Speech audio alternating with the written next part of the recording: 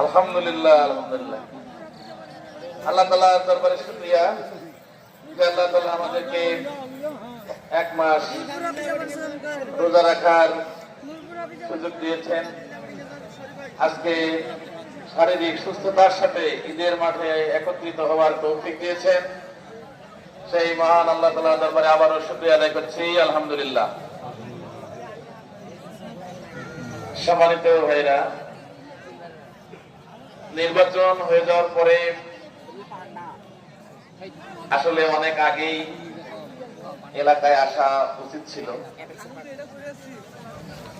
দেরি হয়ে গেল কয়েকটা কারণে। নির্বাচনের পরের দিন থেকে কয়েকদিন তো বাড়ি থেকে বের হইতেই পারি না, সারাদিন লোক আসে বাসায়, মানে গোসল খাওয়া দাওয়া বন্ধ, এরকম অবস্থা। সকাল 7টা থেকে রাত 1টা পর্যন্ত বাসায় লোক। তারপরে ঢাকা গেলাম 3 বার, ওখানে বেশ কয়েকদিন চলে গেল। কয়েকটা ইউনিয়নে যেতে পেরেছি, মাত্র 7 কি 8টা ইউনিয়নে, বাকিগুলোতে এখনো যেতে পারি নাই। বাসায় থাকলে বাসায় লোক, অফিসে থাকলে অফিসে লোক, সারাদিন।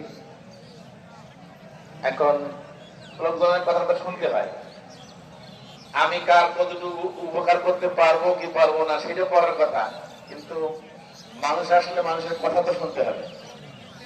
ওই জন্য ভাবলাম যে নিজের এলাকায় একটু পরে যাই, আগে অন্য এলাকায় বেশি যাই, কিছু করার সুযোগ আল্লাহ তাআলা দেন। ফেতরা দেওয়া শুরু হয়েছে আজ থেকে 12 দিন আগে থেকে। 12 দিন আগে থেকে যাকাত ফেতরা চলছে, চলতে আছে। শেষ পর্যন্ত আমার স্ত্রী রাগ হয়ে বলছে একদিন, কয় যে কই যাও যাও, ঢাকায় যাওয়ার জন্য যাও, আমার টাকার বান্ডিল দিয়ে যাবা। কেন? এত লোক আসে বাসায় সারাদিন।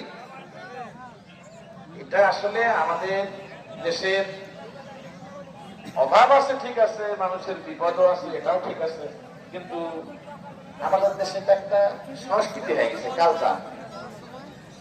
কেউ যদি দেখবেন যে ভোটে দাঁড়াইতে চায়, তার কাছে মানুষ সাহায্যের জন্য যায়। কেউ যদি চেয়ারম্যান হয়ে যায়, একটা ইউনিয়নের চেয়ারম্যান যদি হয়, দেখবেন পরের দিন থেকে তার কাছে সাহায্যের হিড়িক পড়ে গেল।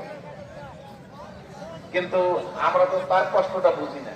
একটা চেয়ারম্যান মাত্র 10,000 টাকা ভাতা পায়, 4,500 টাকা পায় হলো সরকারের, 5,500 টাকা ইউনিয়ন পরিষদের। ইউনিয়ন পরিষদের তার বেশিরভাগ সময় পান না। 4,500 টাকা দিয়ে তার হলো মোবাইল খরচ আর মানুষের তেলের খরচ হতে শেষ। সে মানুষের কি নাস্তা খাওয়াবে? দেখা যাবে ওই ইউনিয়নে যতগুলো বিয়ে শাদী হয় সবগুলোর দাওয়াত চেয়ারম্যান।